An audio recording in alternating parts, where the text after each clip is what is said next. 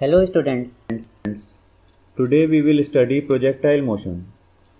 This is a very interesting topic of chapter Motion in a Plane. In projectile motion, a body is thrown with some velocity and angle from the horizontal surface. The body reaches a maximum height and then returns back to the surface. We have seen this motion in games such as basketball, cricket, football, and many more. So, let us first watch some examples of projectile motion in sports.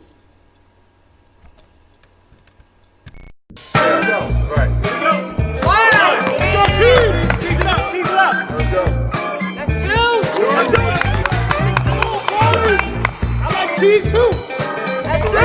That's a good rhythm. Yeah. Side to side. Side to side. But a fantastic record. 300 one-day internationals. Yes, 300. Slashed away, good shot. Boy, it nearly went all the way. Out of the top drawer. Tendulkar could do nothing. And then, bang, 8, bang, 12, and 20 runs to boot. Now they're averaging 13.3 and over.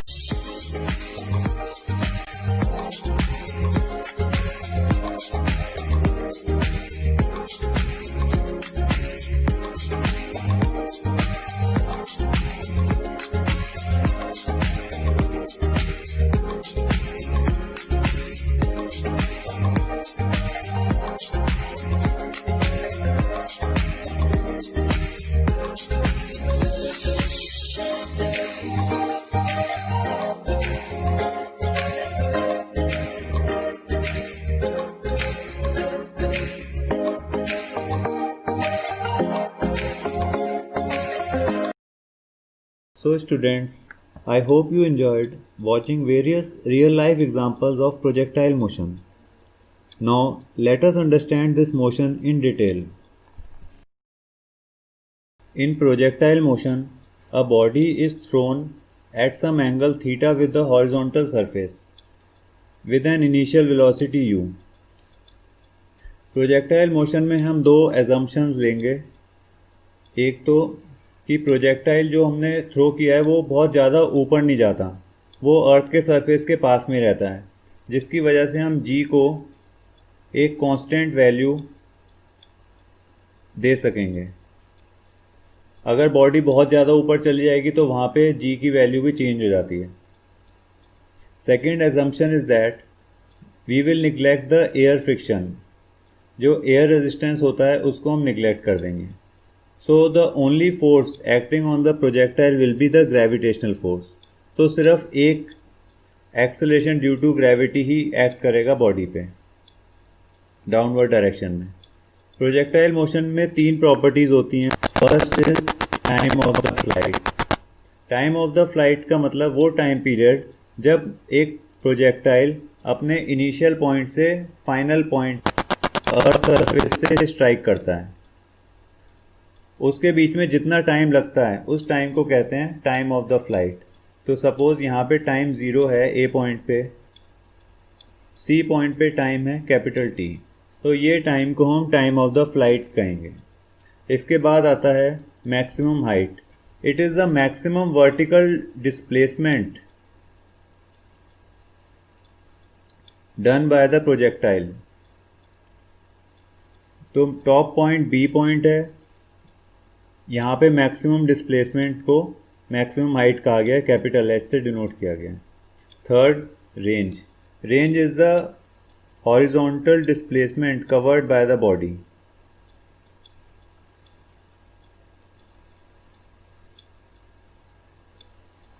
ये तीन properties को हमें major करना होगा और इन्हीं तीन properties से एक प्रोजेक्टाइल मोशन को डिस्क्राइब किया जा सकता है. इन तीन प्रॉपर्टीज़ को समझने के लिए हम प्रोजेक्टाइल मोशन को दो पार्ट्स में ब्रेक कर लेंगे, horizontal motion and vertical motion. The horizontal motion is non accelerated motion. In horizontal motion there will be no acceleration. So the only formula we have to use is velocity is equal to displacement upon time, or we can say v is equal to x upon t.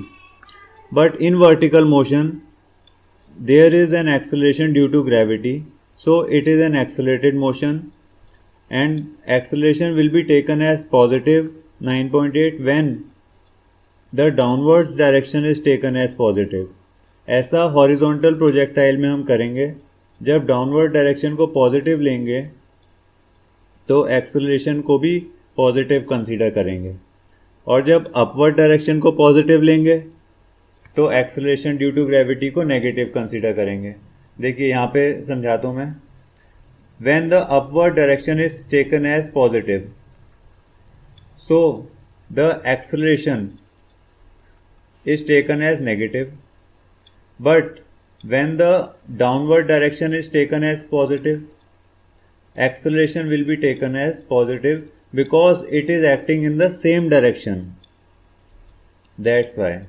So these points have to be kept in mind while solving the numericals. Now we will use the three equations as we have used in motion in a straight line. So now let's derive the first property, time of the flight. तो यहाँ हम इसका name दे देंगे A, B, C.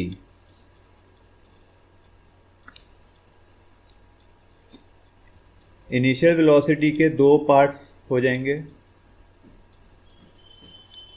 One component will be ux is equal to u cos theta, and the other component will be uy is equal to u sin theta. Vertical component u sin theta होगा. Time of the flight derive करने के लिए we will consider vertical motion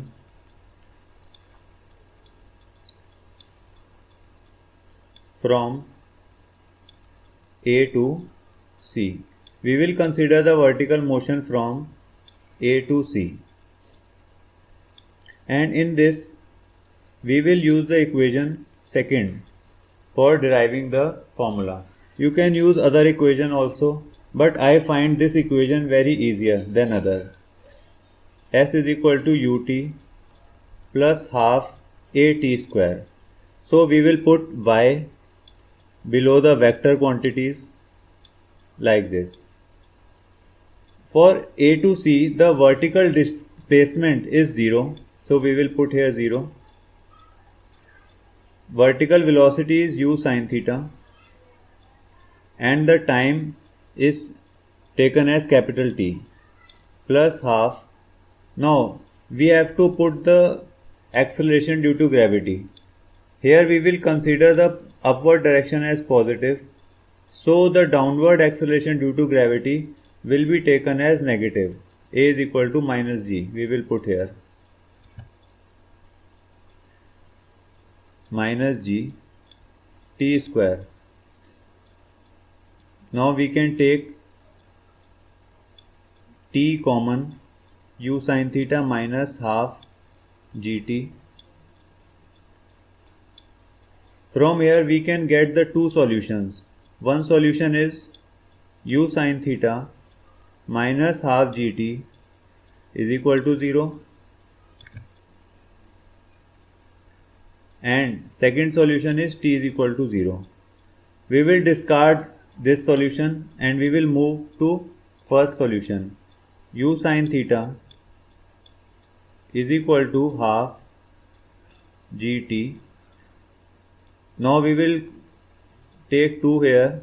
2u sin theta is equal to gt. From here we can send the g downwards, and it will become 2u sin theta upon g is equal to t. So now the formula for time of the flight becomes 2u sin theta upon g. I hope you have understood this derivation. If you have some doubt, you can play it again. Now we will move to the second derivation, maximum height. तो हम यहाँ पे name दे देंगे A, B, C. Velocity के दो component कर लेंगे,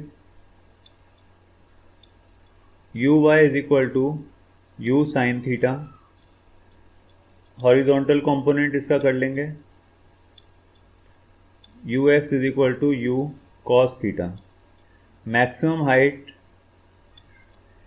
ये हो जाएगी। So now we will consider vertical motion from A to B, and we will use the equation third, v square is equal to u square plus 2as। Vector quantities के नीचे y लगा देंगे। तो देखिए B पॉइंट पे final velocity हमें लेनी है वर्टिकल में। B पॉइंट पे, टॉप पॉइंट पे आप देख सकते हैं there is only horizontal velocity, vertical velocity is 0। Vertical component 0 हो जाता है टॉप पॉइंट पे, तो यहाँ पे वी वाई की जगह 0 आ जाएगा। यू वाई हम रखेंगे u sine theta square plus 2ay, a y की जगह आ जाएगा -g और यहाँ पे आ जाएगा h -g। फिर मैं दोबारा बता देता हूँ, we have taken the upward direction as positive and gravity is downwards, so we will consider a is equal to -g। The equation will become u square sin square theta minus 2gh. 2gh we can take on left side. 2gh is equal to u square sin square theta. H is equal to u square sin square theta upon 2g. So this is the formula for maximum height of a projectile. इसके बाद next property है range.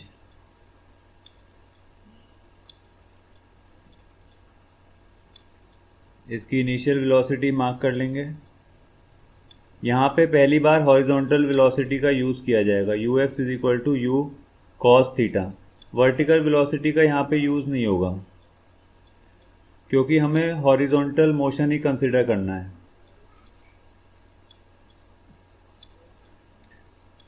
upward direction positive, acceleration is in downward direction, so we will take a is equal to -g। यहाँ पे horizontal motion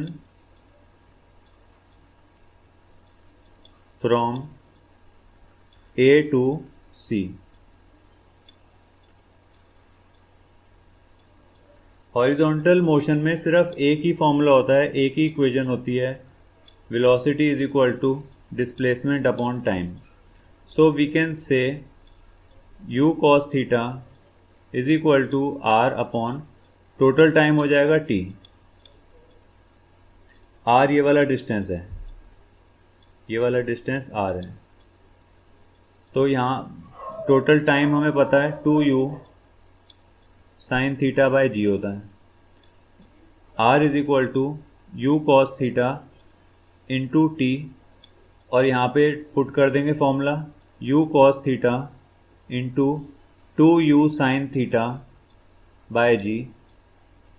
u square एक साथ लिख लेंगे, 2 sine theta cos theta एक साथ लिख लेंगे और नीचे g आ जाएगा।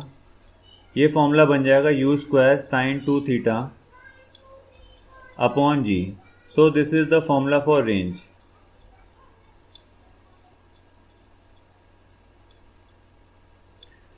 अब रेंज में एक स्मॉल टॉपिक और आता है मैक्सिमम रेंज का। आपने क्रिकेट में देखा होगा एक बैट्समैन अपनी फुल पावर का यूज़ करते हुए भी कई बार कैच आउट हो जाता है, तो उसका रीज़न ये होता है कि वो शॉट या तो ज़्यादा बड़े एंगल पे मारता है या फिर कम एंगल पे मारता है। तो अगर वो एक ऐसा एंगल चूज़ करे जिससे उसकी रेंज मैक्सिमम हो जाए तो उसका शॉट सबसे दूर जाएगा। तो इस मैक्सिमम रेंज को ही हम डिराइव करेंगे। रेंज का फॉर्मूला है u square sine 2 theta by g. अब ये रेंज मैक्सिमम कब होगी? आर विल बी मैक्सिमम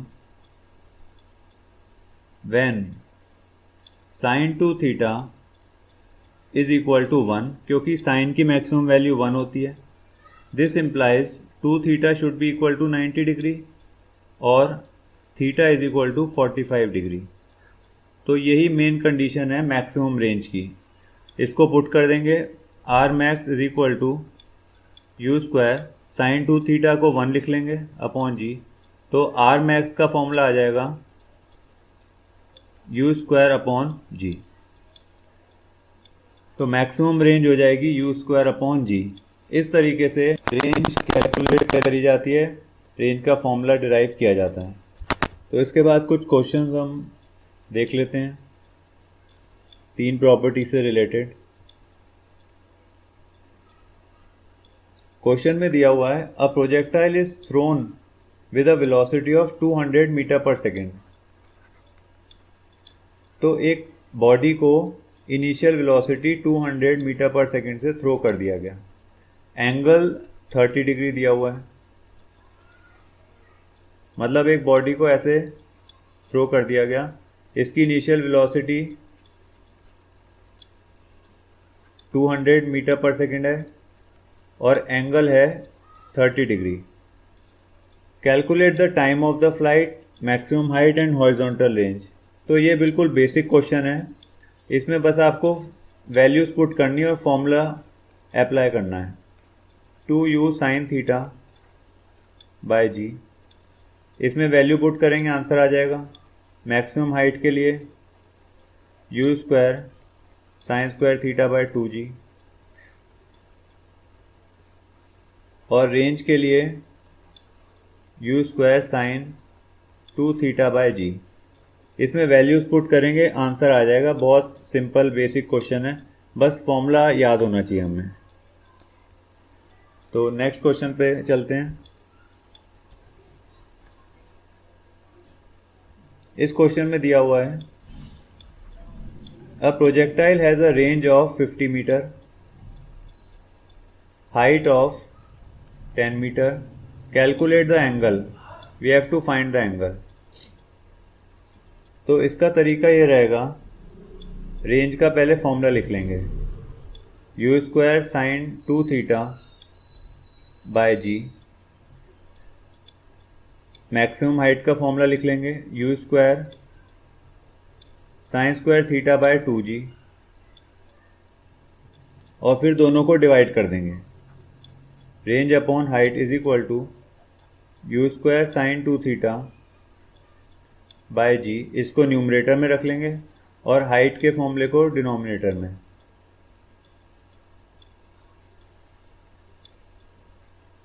जो कॉमन चीज़ें हैं वो कट हो जाएंगी और रेंज और हाइट की वैल्यू भी पुट कर देंगे। 50/10 is equal to sine 2 theta by 1 upon sine square theta by 2। ये 0 कट हो गया, यहाँ बचा 5। साइन 2 थीटा को हम लिख सकते हैं 2 साइन थीटा कॉस थीटा, और यहाँ आ जाएगा साइन स्क्वायर थीटा बाय 2। 2 ऊपर चला जाएगा तो बन जाएगा 4, एक साइन कट हो जाएगा, यहाँ आ जाएगा cos theta upon sine theta. तो 5/4 is equal to cot theta बन गया। So we will write cot theta is equal to 5/4, or we can say tan theta is equal to 4/5. Now we can write theta is equal to tan inverse 4/5। इस तरीके से आप angle निकाल सकते हैं projectile का। आई होप ये question आपको समझ में आ गया है। Now we will study another type of projectile motion called horizontal projectile motion. Horizontal projectile motion में एक बॉडी को किसी हाइट से हॉरिजॉन्टली थ्रो किया जाएगा ऐसे, वेलोसिटी u।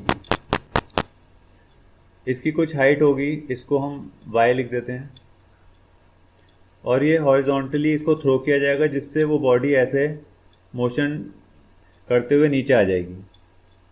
जब बॉडी नीचे आएगी उसकी कुछ वेलोसिटी होगी v, जिसके दो कंपोनेंट्स किए जा सकते हैं vy और vx। अब कोई एक पॉइंट अगर हम चूज कर लें p पॉइंट, तो यहाँ से इनिशियल पॉइंट से p पॉइंट तक का डिस्टेंस हो जाएगा x और वर्टिकल डिस्टेंस हो जाएगा इसका y p पॉइंट के लिए।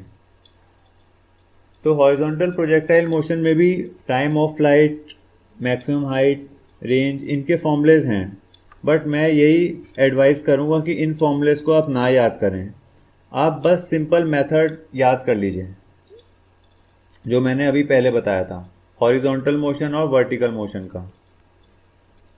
हॉरिजॉन्टल मोशन में फॉर्मूला लगेगा velocity is equal to displacement upon time. तो आप यहाँ पे फॉर्मूला हॉरिजॉन्टल वेलोसिटी u है, ये कांस्टेंट ही रहेगी क्योंकि हॉरिजॉन्टल मोशन में एक्सेलरेशन नहीं होता, और इसका डिस्प्लेसमेंट x हो जाएगा, टाइम t हो जाएगा। इस हिसाब से x is equal to u t. एक फॉर्मूला तो ये बन गया। वर्टिकल मोशन में देखते हैं क्या क्या फॉर्मूलेज लगेंगे। ये आपको लॉजिक याद रखना है, इसमें आपको कोई फॉर्मूला वैसे याद नहीं रखना फाइनल कि रेंज का अलग से फॉर्मूला याद कर लूँ मैं, टाइम ऑफ फ्लाइट का अलग से याद कर लूँ, मत करो, इसका लॉजिक याद कर लो। तो तीन इक्वेशंस होती हैं, v is equal to u plus a t. इसमें वर्टिकल मोशन में y लगा दो सब में, ए वाई ऐसे। इनिशियल वेलोसिटी 0 है क्योंकि हॉरिजॉन्टली हमने थ्रो किया है, और acceleration due to gravity plus g लेंगे या माइनस जी। देखो यहाँ पे बहुत कन्फ्यूजन होता है। हॉरिजॉन्टल प्रोजेक्टाइल मोशन में हम नीचे वाला मोशन, नीचे वाली डायरेक्शन को पॉजिटिव मान के चल रहे हैं, ग्रेविटी भी नीचे की तरफ है, इस वजह से हम एक्सेलरेशन ड्यू टू ग्रेविटी को पॉजिटिव लेते हैं। तो यहाँ पे प्लस जी आएगा और यहाँ आ जाएगा टी। तो v y is equal to g t. एक फॉर्मूला आपके पास आ गया। याद मत करो इसे, बस मेथड याद कर लो। अगर सेकंड इक्वेशन लगानी हो s is equal to u t plus half a t square, तो यहाँ पे y लगा देंगे सब वेक्टर क्वांटिटीज़ के नीचे, एस वाई की जगह आ जाएगा y, मतलब जो डिस्प्लेसमेंट हो रहा है, ये डिस्प्लेसमेंट हो रहा है y, is equal to initial velocity vertical में 0 है plus half g t square. तो y is equal to half g t square. ये एक सिंपल सा फॉर्मूला बन गया।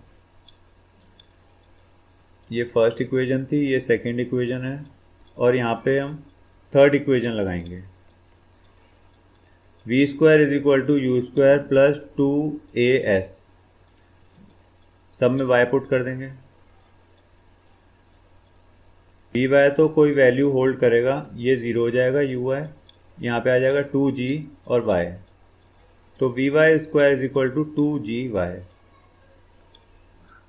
तो बहुत ईजिली इसमें इक्वेशंस लग जाती हैं, सॉल्व हो जाता है। अब एक बात याद रखिए, हॉरिजॉन्टल मोशन और वर्टिकल मोशन में जो चीज़ एक दूसरे को जोड़ती है वो क्या चीज़ होती है? हॉरिजॉन्टल मोशन और वर्टिकल मोशन, इन दोनों चीज़ों के बीच में जो ब्रिज है वो ब्रिज है टाइम का। इन दोनों को सिर्फ टाइम जोड़ता है, क्योंकि हॉरिजॉन्टल मोशन में भी टाइम वही है जो वर्टिकल मोशन में, टाइम चेंज नहीं होता, सिर्फ टाइम है जो दोनों मोशन में सेम रहता है। तो आप वर्टिकल मोशन से टाइम निकाल के हॉरिजॉन्टल मोशन के फॉर्मूले में पुट कर सकते हैं, इस वाले फॉर्मूले में, और यहाँ से x की वैल्यू निकाल सकते हैं। क्वेश्चन में ज़्यादातर ऐसे ही किया जाता है, वर्टिकल मोशन का टाइम पहले फाइंड करवाएंगे, उसके बाद हॉरिजॉन्टल मोशन में पुट करवा के उसकी रेंज पूछ लेते हैं या हॉरिजॉन्टल डिस्टेंस पूछ लेते हैं। तो इसको हम समझ लेते हैं कुछ क्वेश्चंस की हेल्प से।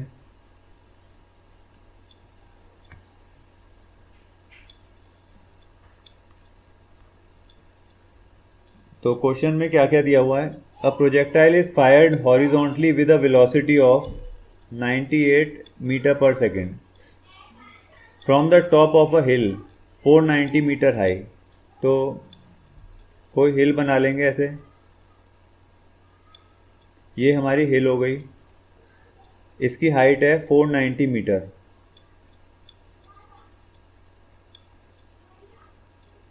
यहाँ से एक प्रोजेक्टाइल को फायर किया गया, कितनी 98 मीटर पर सेकेंड से।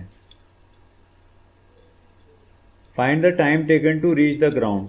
तो ये कितना टाइम लेगी बॉल ग्राउंड पे पहुंचने के लिए। तो इसके लिए हम कौन सी इक्वेशन लगाएं? मेरे ख्याल से इसके लिए सेकंड इक्वेशन लगानी चाहिए, s is equal to u t plus half a t square. तो वर्टिकल डिस्टेंस है 490, यहाँ पे y लगा देंगे सब में। यहाँ पे वर्टिकल मोशन कंसीडर किया जा रहा है। Initial velocity 0, acceleration due to gravity में बताया था, प्लस g रखेंगे और यहाँ आ जाएगा टाइम का स्क्वायर। तो ये हो जाएगा 490 is equal to 9.8 upon 2 t square. 2 multiply करेंगे इससे, ये बन जाएगा 980 is equal to 9.8 t square. 980 को डिवाइड कर देंगे 9.8 से टी स्क्वायर, तो इसको कट करेंगे, यहाँ आ जाएगा 100। तो t is equal to 10 second आ जाएगा। Second, find the horizontal distance of the target from the hill. That means we have to find this horizontal distance x। तो सेकेंड पार्ट में हॉरिजॉन्टल मोशन अप्लाई किया जाएगा। Horizontal motion का formula एक ही होता है, u is equal to x upon t. तो x is equal to u t, u है 98, टाइम है 10, तो आंसर आ गया 980 मीटर। ये आ जाएगा हॉरिजॉन्टल डिस्टेंस। अब थर्ड पार्ट,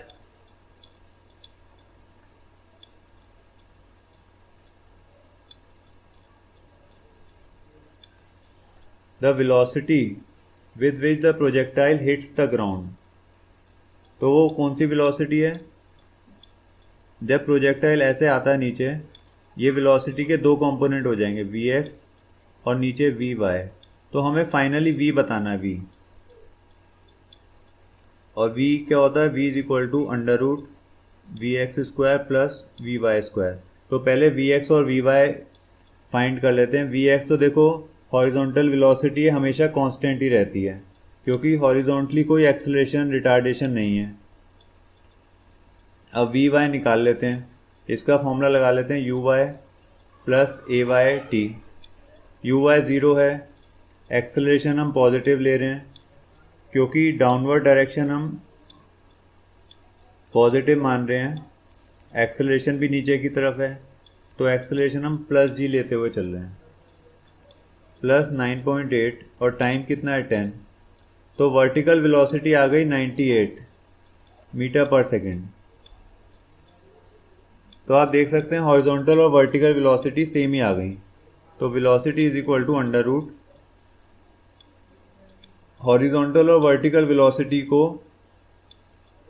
स्क्वायर और ऐड कर लेंगे, 98 का स्क्वायर 98 का स्क्वायर, ये आप कैलकुलेट करेंगे तो 98 रूट 2 आ जाएगा